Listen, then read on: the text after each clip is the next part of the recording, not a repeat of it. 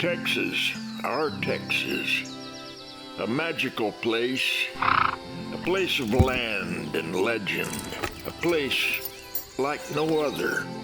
People come here to touch it, to feel the passion, to soak it in and be a part of it.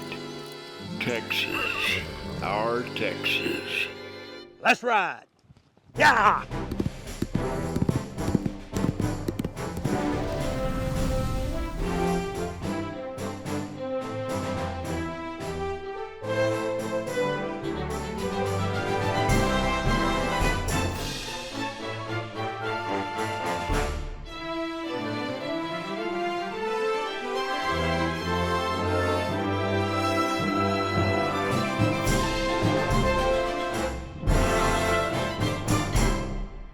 Well, howdy, neighbors. I'm Texas Agriculture Commissioner Sid Miller, and welcome to our all-new program, Texas, Our Texas. We have a new look, a new attitude, and all new stories to tell about the people and places of Texas. Now, we're going to start off this week going to Emory, Texas, with a special story of a rancher who's one of the next generation of Texans working the land and raising a very unique type of livestock.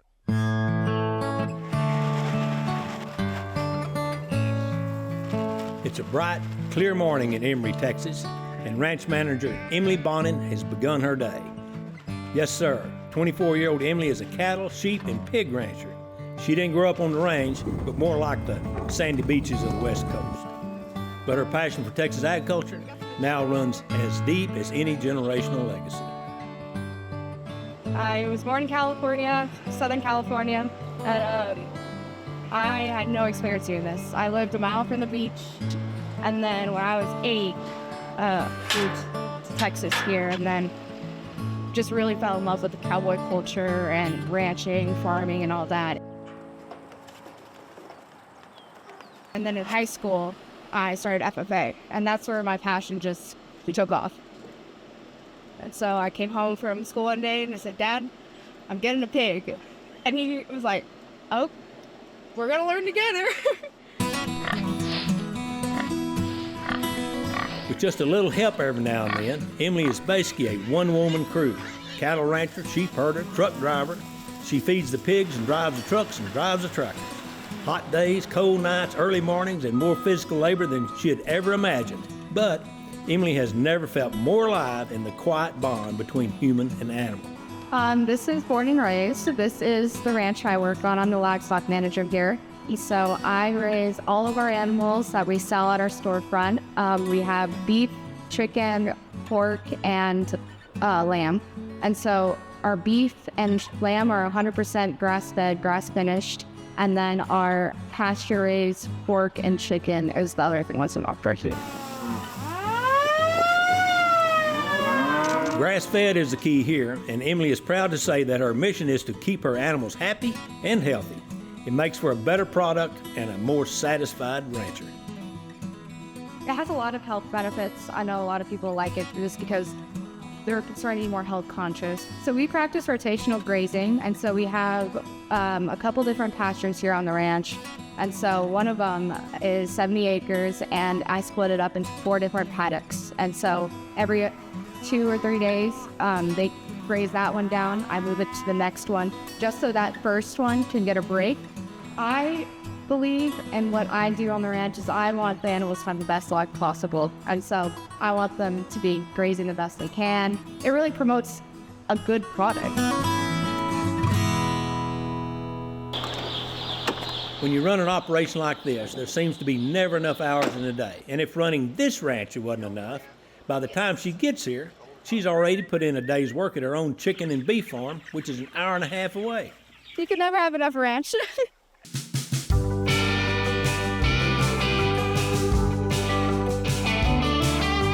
These are my family cows. These are some of the ones I've raised since I was in high school in FFA. And so they're all pregnant right now, expecting babies. So we're hoping to have some calves here before summer. And along with all those cows, there's the chickens. And today she's up to her bootstraps in chicks, fresh from the hatchery. So chickens are a daily operation, and so I have to be here every day, just have to be down in Emory every day. But here we feed the chickens in the mornings. We move their coop to a new pasture, and then they graze it the rest of the day while I go down to Emory and I take care of everything down there. And then that's pretty much my day. This is extremely important. I think a lot of people are negligent to the food they put into their body, to how animals are raised.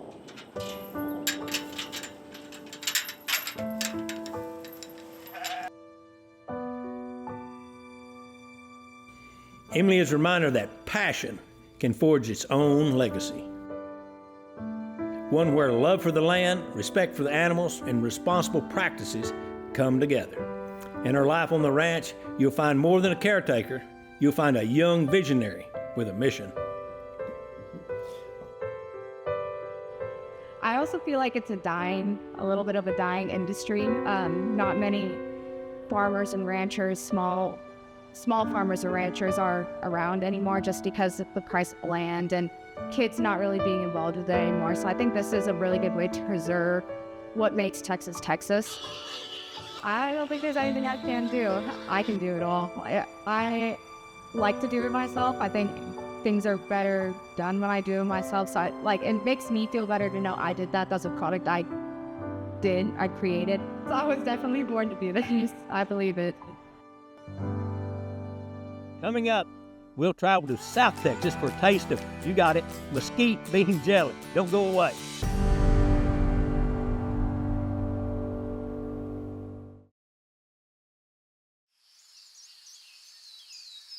Now, one of the things that we're really proud of at the Texas Department of Agriculture is our Go Texan program. Now, that helps promote some of the best products grown and produced right here in the Lone Star State. Now, as a rancher, I thought the only thing that mesquite trees were good for was firing up a barbecue pit. But down at the Cappadona Ranch in Lynn, Texas, these Go Texan members, they got some different ideas about the mesquite.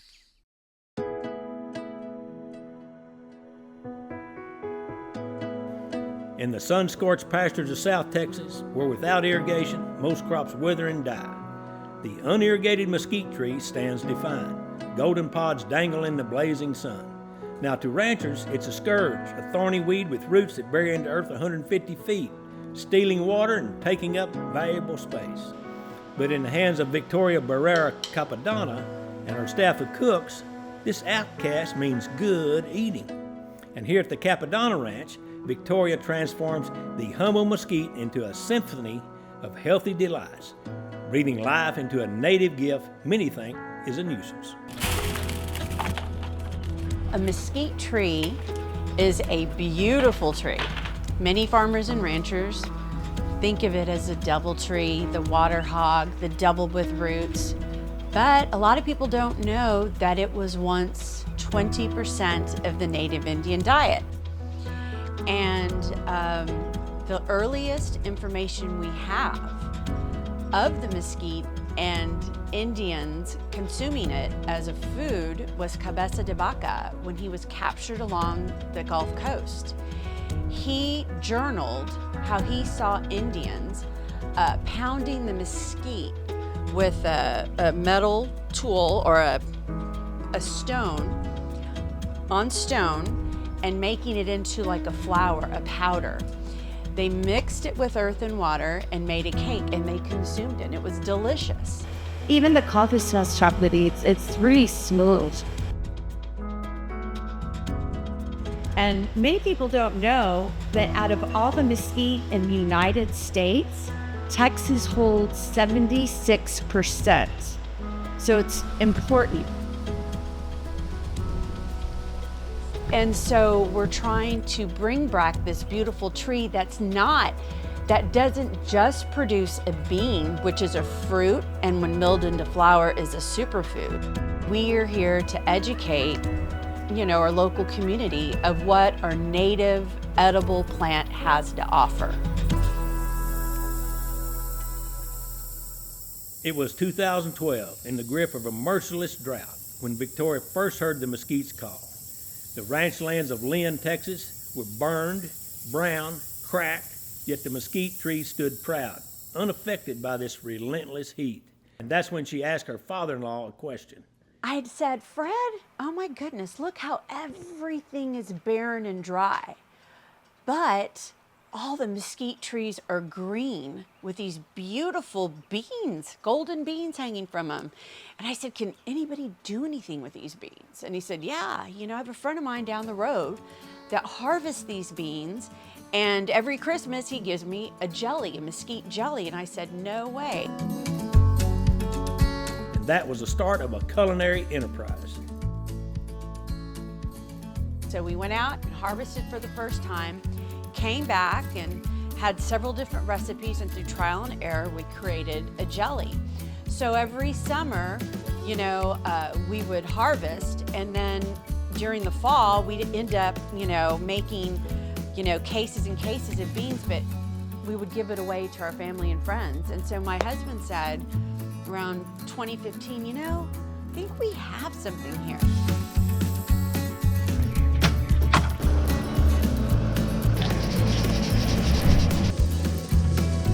This is the tea, basically the essence.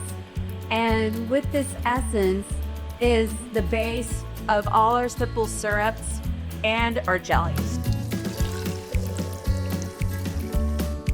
The mesquite bean, small, bountiful, hides a secret. Hey, it's naturally sweet, low in sugar, gluten-free, and it's delicious. It makes everything just a little bit healthier and tastier because the flour has hints of vanilla, nutmeg, and chocolate. So it's good for you. Flour mixes, teas, coffee, many flavors of jelly, and even some of her own creations. Victoria takes pride in her work and pride in being a Go Texan member. Being a Go Texan member, you get a lot of perks, and you also get to learn about what they have to offer you and what things are available for you and to better yourself and your business. And I love it. I'm very, very glad to be a Go Texan member. Victoria's creations come with one more thing you won't see on the label. That's her love. There's a little bit of Victoria in every product that leaves her South Texas ranch. Every bit of me is in those jellies. I'm Victoria Barrera Cappadona, and I'm Go Texan proud.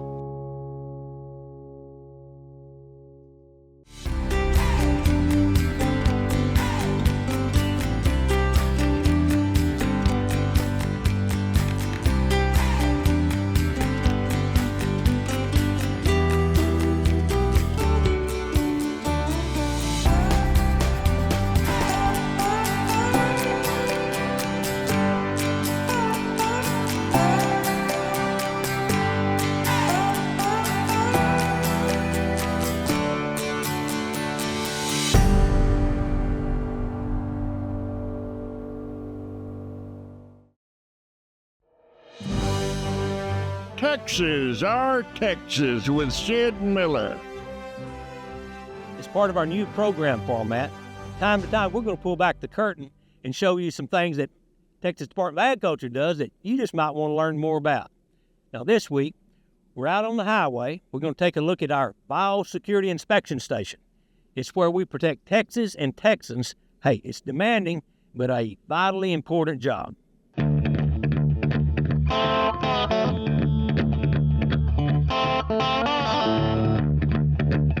When a truck pulls in, the first thing we're going to do is we're going to stop the driver and we're going to ask them for all their paperwork they have for their for the load that they're hauling.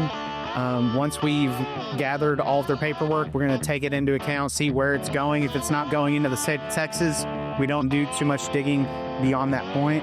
Once we've determined that it is going into the state, we will reference our quarantine manual and determine whether or not it needs to have additional paperwork for the articles that are on the truck.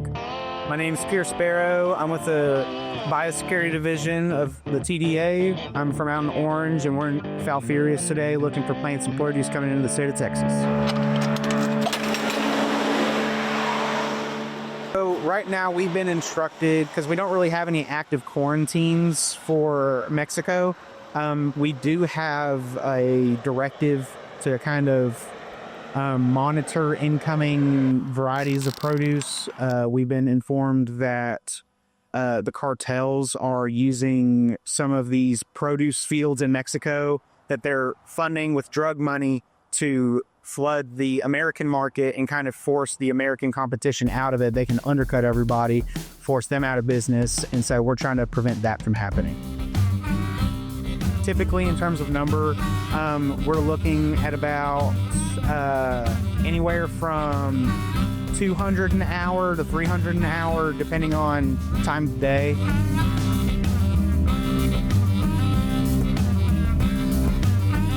And then if it's plants, a lot of times we'll check those for pests and diseases whenever they come in. And so when we inspect those, we'll actually open up the truck and hop in and investigate the foliage and all that stuff, looking for scale and, you know, just an abundance of pests that could result in the shipment being turned around. He was carrying tomatoes going to Arizona. So once I saw that the product was heading to Arizona, I knew my job was basically done because it's not stopping anywhere in Texas. I think it's pretty important in terms of, you know, keeping Texas agriculture safe. You know, we're kind of the first line of defense. That's what they tell us. You know, we're kind of the first people to see whether or not the plants coming into the state are riddled with pests and diseases. And so our goal is to stop them from making it to the store with those pests and diseases, making sure they have all the appropriate paperwork to make sure that our agriculture that's locally grown isn't affected by outside sources. Each year, TDA inspects thousands of commercial vehicles and trucks, all in an effort to ensure that we keep Texas safe. Hey, hang on, we'll be right back.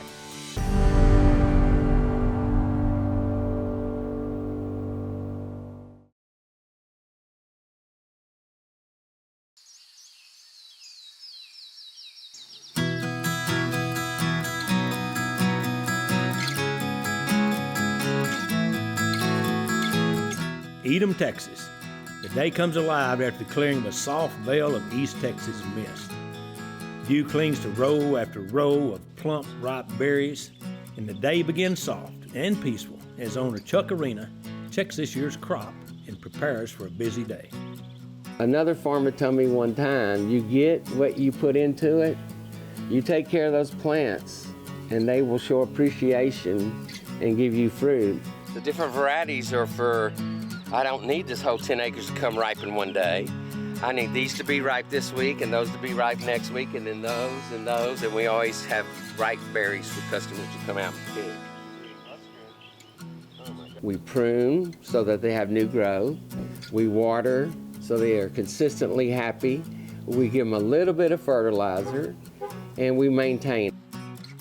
Now, Chuck wasn't always a farmer, but he was tired of corporate America, so he bought this place after he saw a land ad in the newspaper. Well, that was 25 years ago. And today, Blueberry Hill Farms is one of the top destinations in the state to hand-pick your blueberries.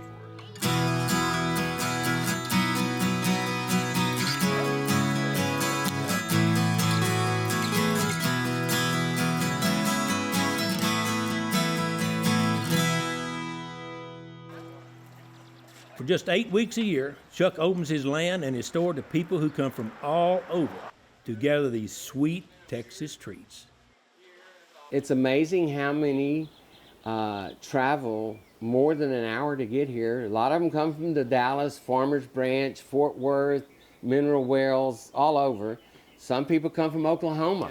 The attraction's family, and then picking your own fruit and seeing where it comes from. And a lot of families are just happy to get out in the country. It's really beautiful out here. And there's more than just picking for you here. Inside is a blueberry paradise of cuisine. We make blueberry ice cream that people just love. We make blueberry lemonade, blueberry donuts, Saturdays and Sunday only. Turnovers, blueberry muffins, 3 kinds of blueberry pie. We make a blueberry cream pie, a blueberry traditional flour top, and a blueberry sugar crunch buttery top. And then we make blackberry pies. We make zucchini bread loaves. We make bread pudding. Yeah, we always have a good treat in here. Chuck Arena is another one of those accidental farmers we run across now and then. He bought this place on a whim, but it grew to be a passion. Farming has a way of doing that to people. It grows on you. When I bought the place, I bought it kicking and screaming. My wife wanted it. And I've grown to really love it. I do love the outside work. I love it. But I do realize that when I was 42 and bought this, I wasn't thinking about the Chuck Arena at 67. But it can be rewarding. It's very rewarding to see people come out here and pick their berries. Now remember, Blueberry Hill Farms is only open for 2 months each summer. Opening day depends on when the berries are ripe and ready for picking. So check the website for the dates and times that they'll be open. That's all for this week, folks. I'm your Texas Agriculture Commissioner, Sid Miller. And remember, friends, Texas agriculture matters.